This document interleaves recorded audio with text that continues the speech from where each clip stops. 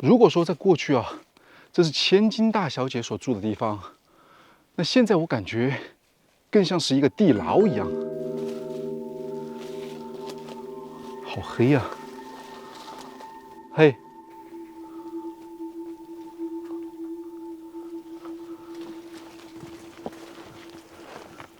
好多的蜘蛛啊！稍等，我开亮一点。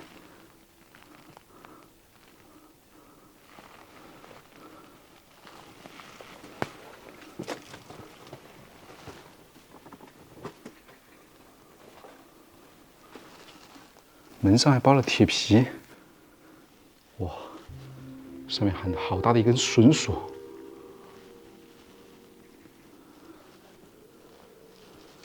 有些小孩的衣服，这应该是一个灶台吧？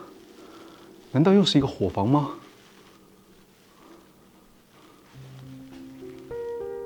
上面的雕花要简单很多了。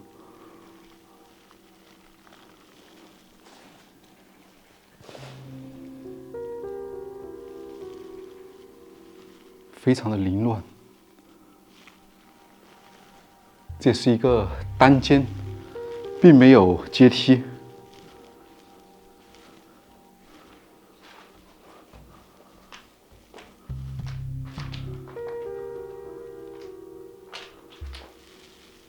这里面还蛮压抑的，先出去。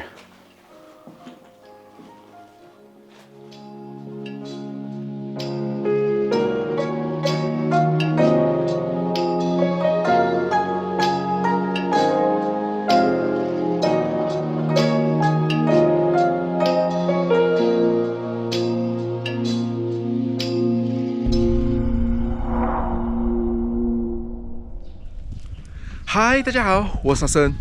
刚才啊，我在很远的地方就能看到有一栋挺高的碉楼，然后我就沿着这个碉楼呢，来到了这个村庄，就发现啊，这并不是单独的一个碉楼，而是一片豪宅。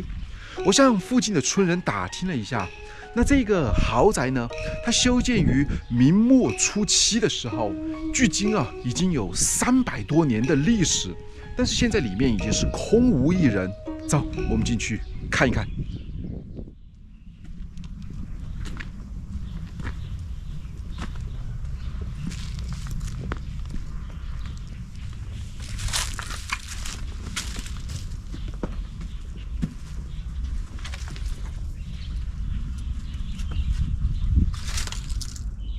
这里边已经是杂草丛生了，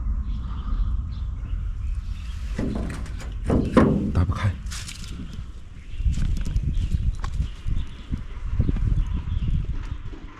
从这边试一下。这以前的墙应该塌了以后，后来修建的这个墙把它现在围了起来。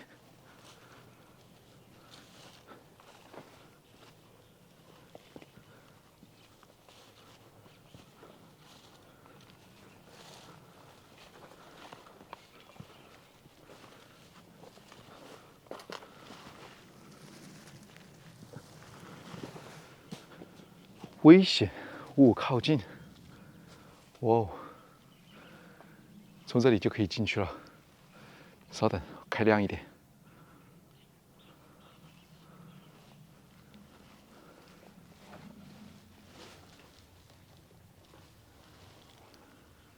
拱券式的门。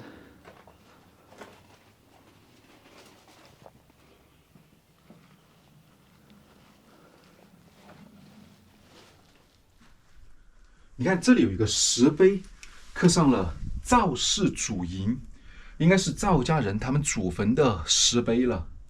南北22宫，东西宽17宫，哇，这占地面积啊，真是不小。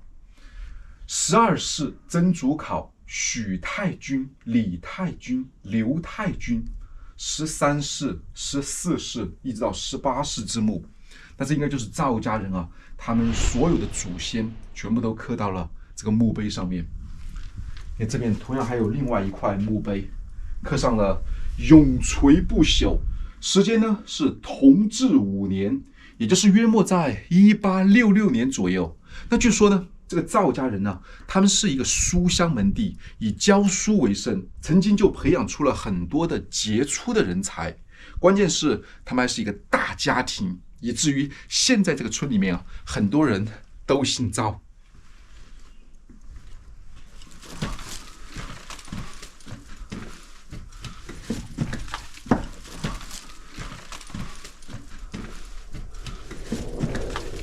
这就是刚才看到的那一栋很高的建筑了。走近以后，显得非常的霸气。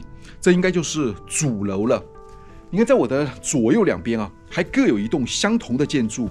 那左边这一栋应该就是东厢房，右边这一栋就是西厢房了。我感觉走进来以后啊，就像是穿越到了古代一样。那你看这一栋非常霸气的主楼呢，它一共有3层楼高。1、2楼啊，都是这种拱券式的门，但是呢，这个门却完全不一样。1楼显得简洁大方一些，在上面呢有2个古代的字，但是现在风化很厉害，已经看不清楚。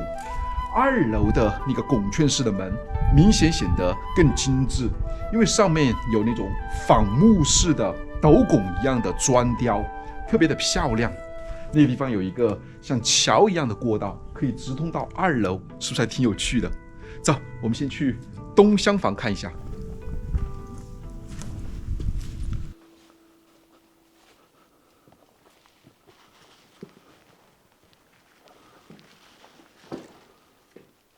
木质的2楼，你看，这里面啊，竟然有一个木梯，而且非常的粗大，这是很少见到的。这门是开着的，门上面还有门锁。哇，粗大的木梯，这是我们以前在看这种古建筑的时候很难看到的。它已经在这里架上了几百年了。走，上去看一下。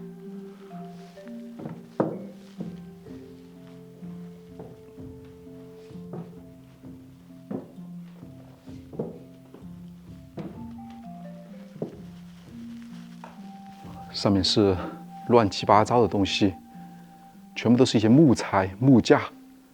这应该是以前把这建筑里面的材料拆掉以后放在里面的。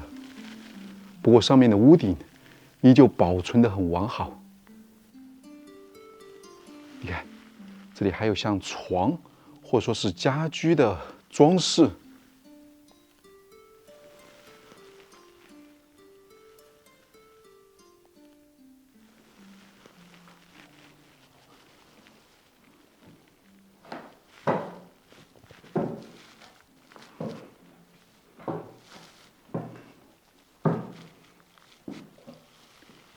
这里还有个木门，把这个房间分成了2个区域。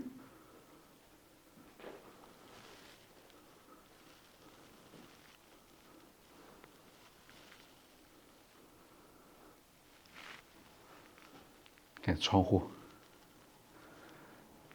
你看，这是以前的窗门，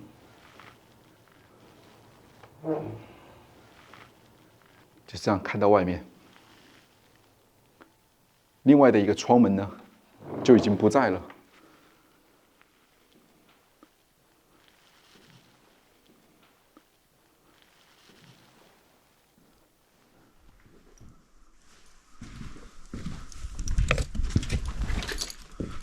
这个西厢房啊，你看它的这个梯子啊，都已经坍塌了。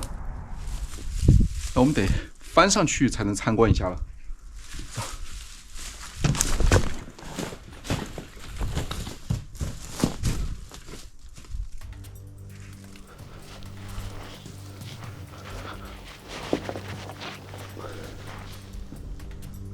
哇，上来了。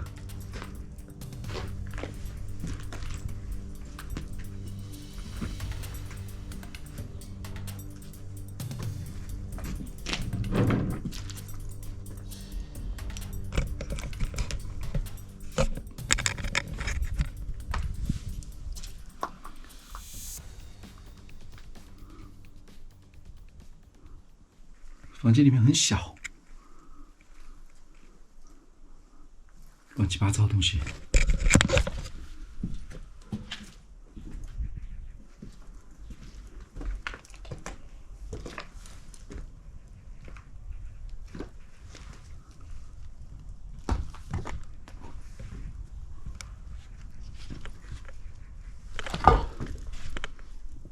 哇，这里面有一把太师椅。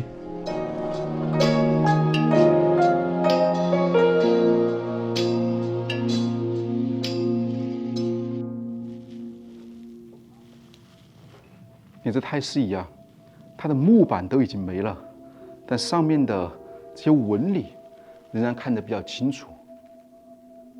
它就放在这个西厢房的进门处，是不是彰显了霸气？上面的窗雕也是同样很喜庆。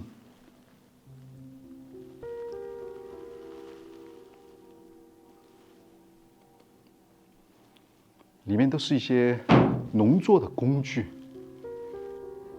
梯子、铁锹。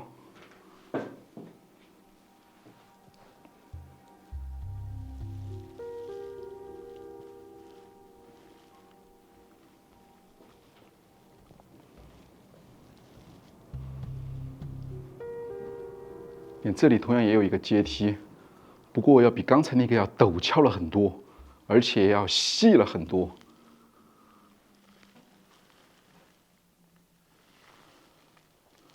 不知道结不结实啊？试一下。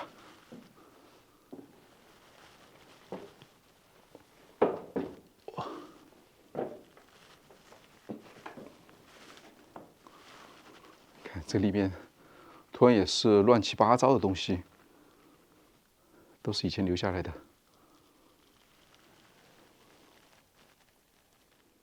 硕大的木梁，好吧，往下走。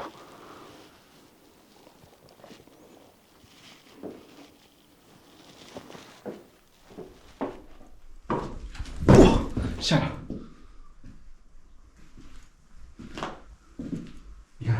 过去的木门啊，还是2层，有一层非常结实，特别厚的，还有一层应该是装饰使用的。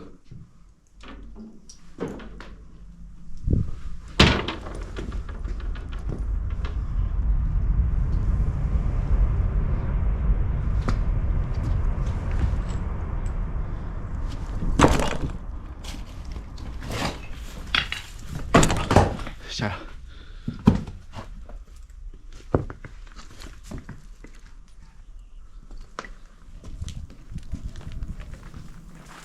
连这拱券式的门啊，一共券了2层，外面的这一层我估计得有3米左右。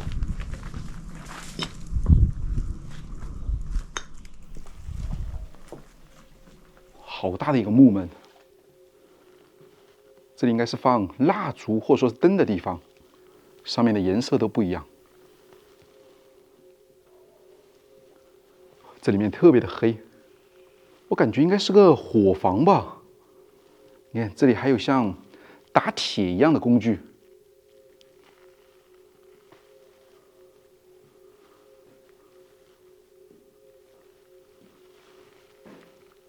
八仙桌。这房间是个独立的，空间还是比较大，都是干农活的一些工具。你看这边的缸啊，特别的多。因为北方缺水嘛，所以要准备很多的缸来储水。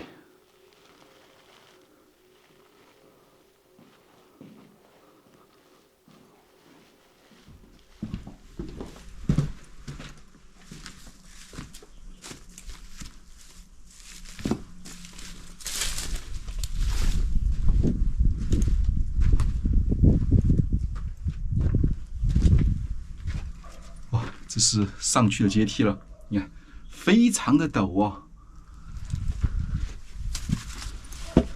哇，这每一步啊，我觉得我走的时候都只能这样侧着身子走，因为它的阶梯很窄，但是又很陡。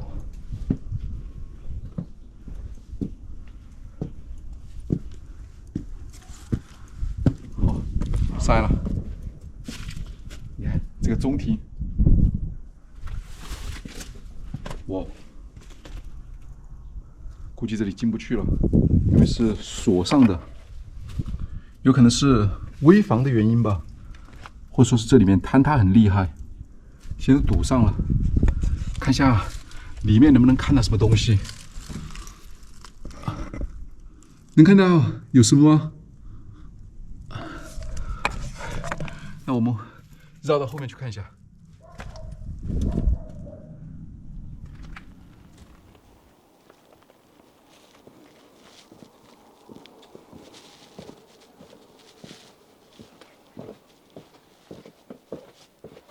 哇，比较滑。这后面的院墙都已经没了。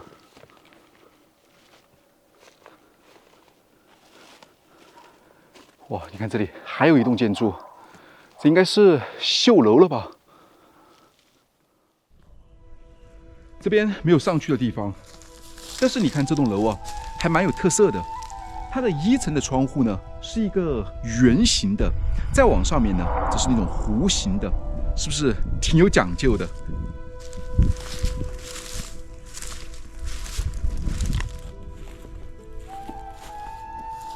这栋楼同样非常的高，但是呢，显然它被这个主楼啊所遮挡了，而且主楼与这一栋楼之间的距离应该得有40-50米远，所以给我的感觉啊，在古代的时候呢，这应该就是绣楼。你看，在上面还有一些文字，不过由于都被破坏了，现在只能看到上面的那个“月”字。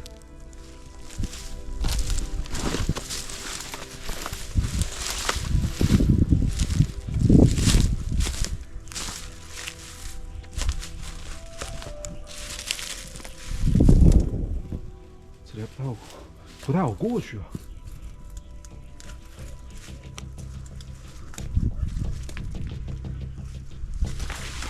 哇 ，Come on！ 哇，过来。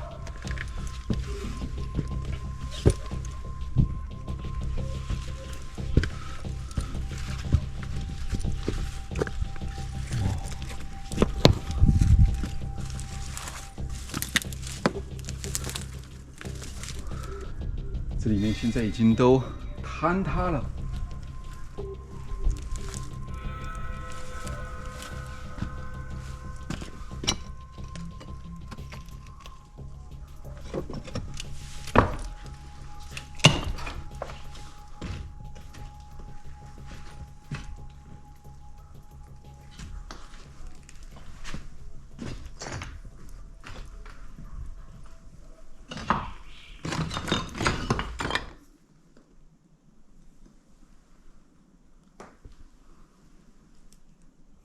木板都只剩下一小部分了。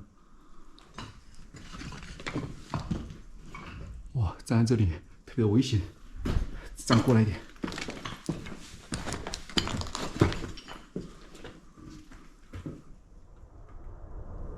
这2楼虽然也不是很大，但是显然要比那天我们去看的那个绣楼啊要大了很多，而且这窗户啊也是同样的多了不少。你看，这里还有斗拱，非常的精美。现在就已经是这样的一幅造型了。那我们也来重走一下当年千金大小姐的阶梯之路，试一下。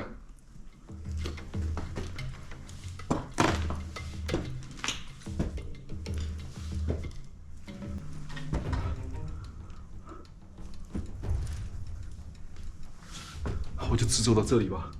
你看，再往上面，这样的一番景象了。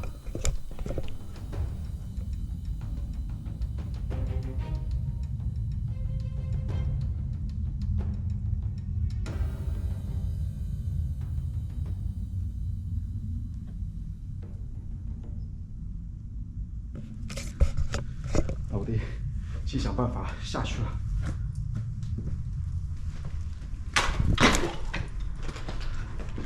这里面待着还是蛮危险的，先出去吧。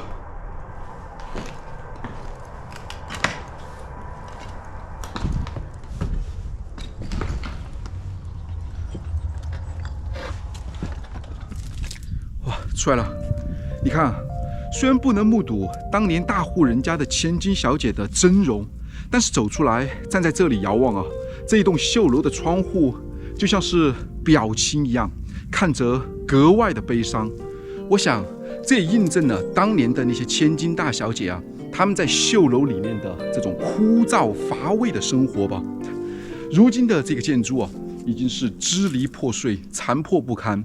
只有这一栋古建筑呢，还静静地屹立在这里，诉说着当年的风采。好吧，那这个古建筑啊，也就是这样了。那我是阿生，我现在在河南荥阳的桃李村。那我的旅行啊，又将继续。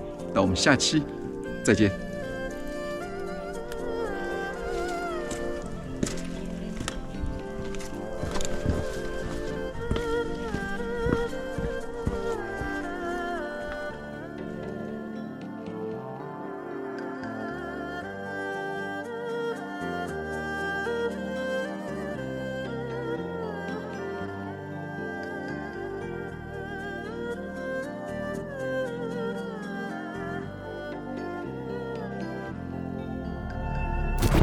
在下一集中，阿生将前往传说中的封门鬼村。这里道路崎岖，关卡重重，却无人管理。荒山深处的封门村究竟是什么样？阿生在探寻中又会有什么新的发现呢？这里啊，就是进入封门村的入口了。